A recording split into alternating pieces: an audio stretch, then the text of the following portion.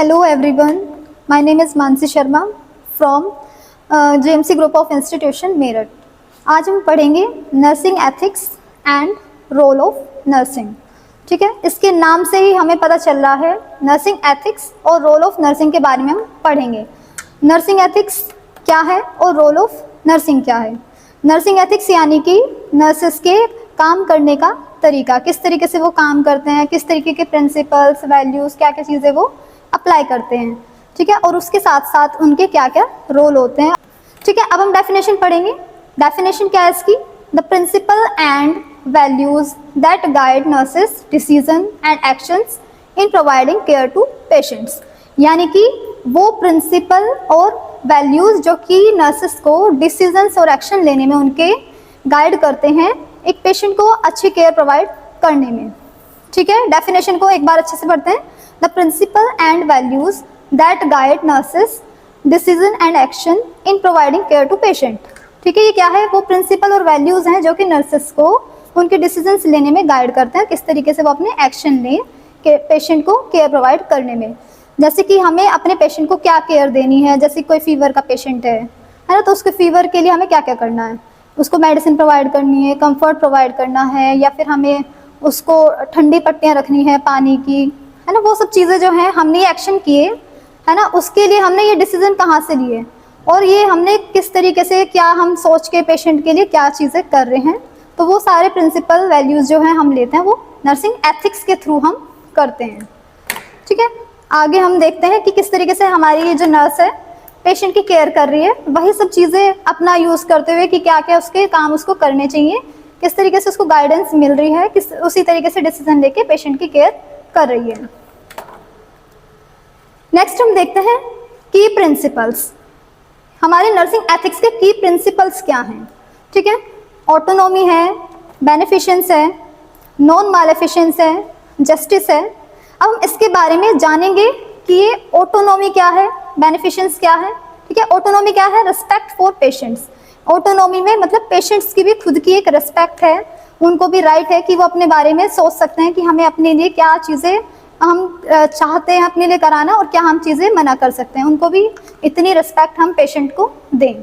फिर आता है हमारा बेनिफिशेंस। बेनिफिशेंस में क्या है? Doing good and promote patients wellbeing.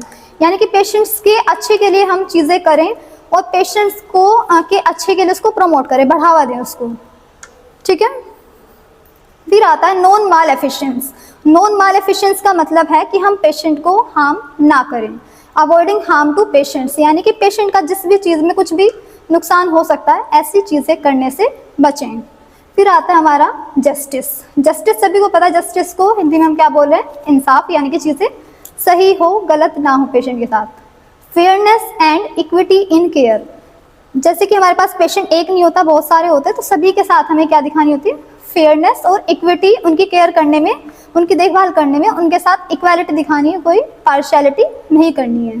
ठीक है, फेयरनेस रखना है मतलब सही रखना है, जो चीज़ें हैं रियल में एग्जैक्टली वही चीज़ें पेशेंट को बताएं, उनको गलत चीज़ें ना बताएं। उनको ये दिखाने के लिए कि हम आपके लिए अच्छा बोल रहे हैं, आपको अच्छा लगेगा, ऐसा नहीं है। जो जैसा है उनके साथ वैसा ही उनको बताओ। अगर पेशेंट सही नहीं है, उसकी कंडीशन क्रिटिकल है, तो उससे झूठ नहीं बोलना है कि आप बिल्कुल सही हो जाओगे। इस तरीके की चीज़ें, गलत चीज़ें उनको नहीं बतानी है।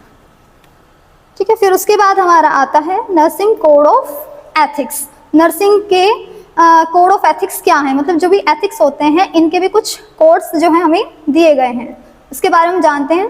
The American Nurses Association code of ethics provide guidelines for nurses to make ethical decisions. यानी कि जो अमेरिकन नर्सेस एसोसिएशन है उसने जो है कोड ऑफ एथिक्स दिए हुए हैं, जो कि नर्सेस को गाइडलाइंस प्रोवाइड करती है क्या करने के लिए? To make ethical decisions. Ethical decisions को लेने के लिए ये हमें क्या प्रोवाइड करती है? गाइडलाइंस प्रोवाइड करती है नर्सेस को। कौन? The American Nurses association.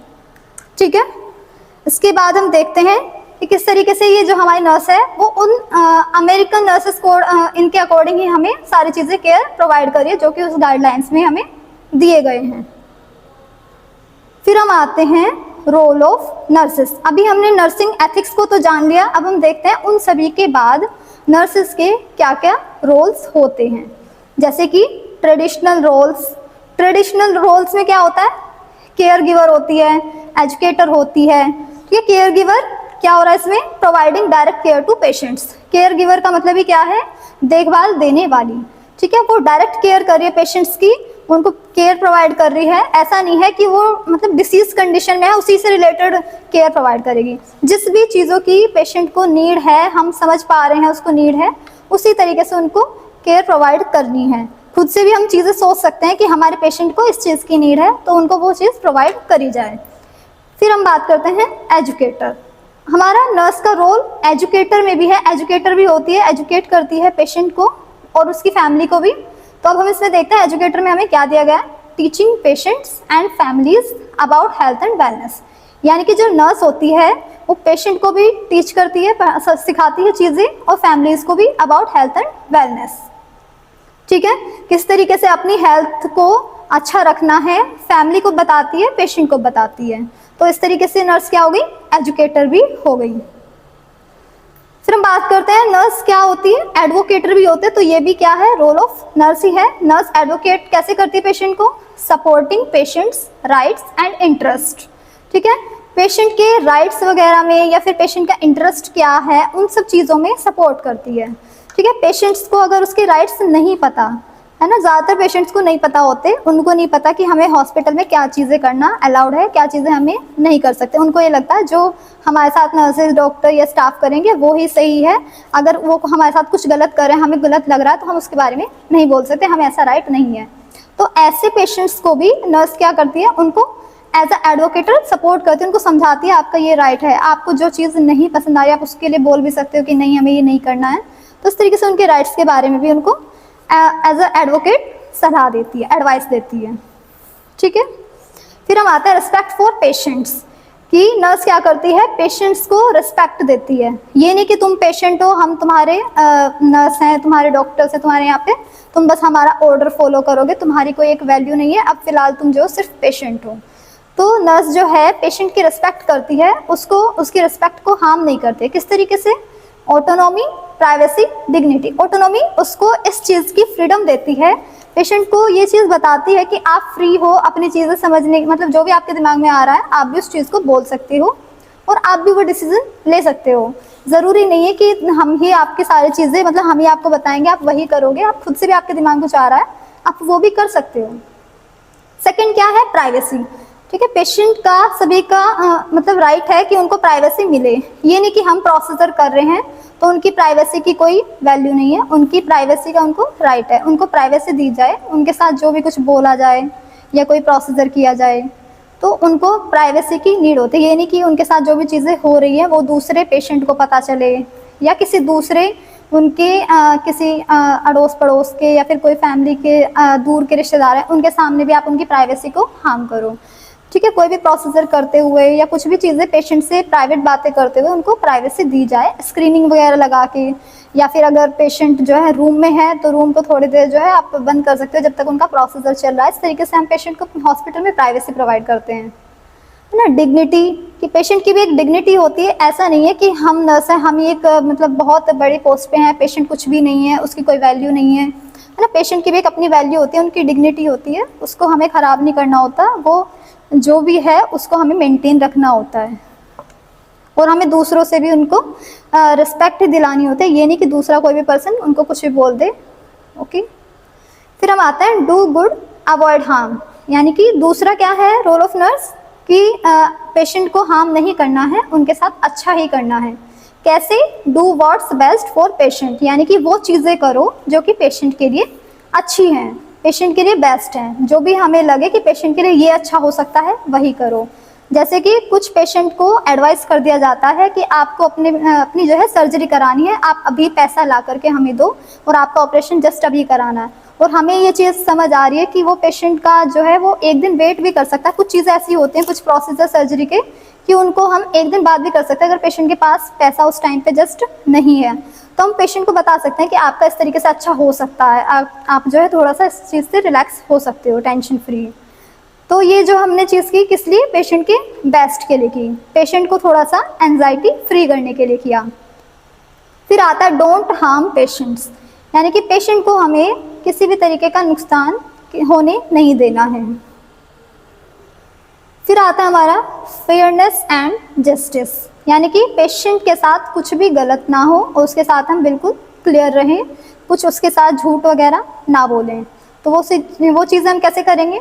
Treat all patients Fairlie and equally, यानी कि सभी पेशेंट्स को फेयरली और इक्वली ट्रीट करें।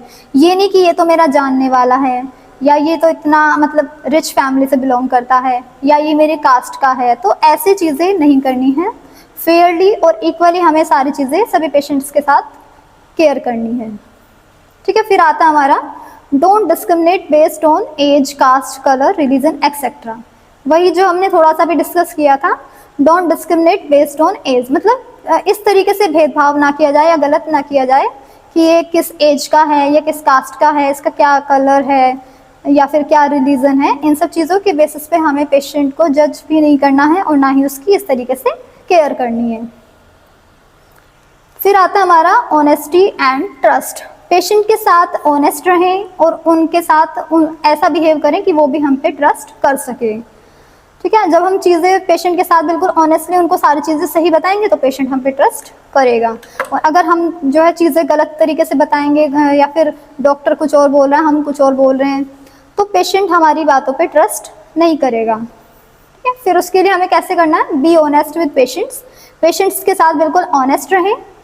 कीप प्रोमिसेस एंड कमिटमेंट्स, यानी कि पेशेंट के साथ प्रोमिसेस करें, कमिटमेंट करें, लेकिन उनको ऑनेस्टली करें। ये नहीं कि झूठा बोल रहे हो आप, झूठा वादा कर रहे हो, नहीं आप तो बिल्कुल ठीक हो जाओगे, या फिर बिल्कुल आप ठीक हो, या फिर उनको हम ये बोल दें कि हम आपकी जो है केयर इतने अच्छे से करेंगे, हम आपको मेडिसिन सबसे पहले देंगे, हम आपके लिए सब कुछ करेंगे।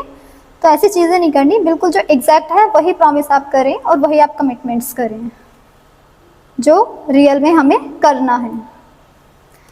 फिर आता है हमारा अकाउंटेबिलिटी, यानी कि नर्स की एक जिम्मेदारी क्या है? अकाउंटेबिलिटी, यानी कि उसके अंदर अपनी रिस्पॉन्सिबिलिटी की फीलिंग होनी चाहिए कि हाँ ये रिस्पॉन्सिबिलिटी मेरी है, अगर मैं ये एक्शन लेती हूँ तो इस चीज़ से जो भी होगा उसमें, चाहे वो सही हो या गलत हो, उस चीज़ के रिस्पॉन्सिबल मैं खुद ही हूँ। जो भी मैं कोई काम कर रही हूँ पेशेंट की केयर करने के लिए, अगर मुझे लगता है कि पेशेंट को फीवर हो रहा है और उस फीवर में जो मैं पेशेंट को बोल रही हूँ आप ठंडे पानी की पट्टी रखो अपने सर पे या माथे पर, तो उस एक्शन को, जो मैंने ये एक्शन लिया है ना, उसके लिए मैं खुद रिस्पॉन्सिबल हूँ। मैं ये नहीं कर सकती कि मैं किसी दूसरे के ऊपर ब्लेम कर दूँ, या फिर मुझे तो इस दूसरे स्टाफ ने ऐसा बोला था, या फिर मुझे डॉक्टर ने बोला था मैंने तब किया। तो जो काम मैंने खुद से किया है उसके लिए रिस्पॉन्सिबल खुद से रहें अपने किसी भी एक्शन को लेने के लिए।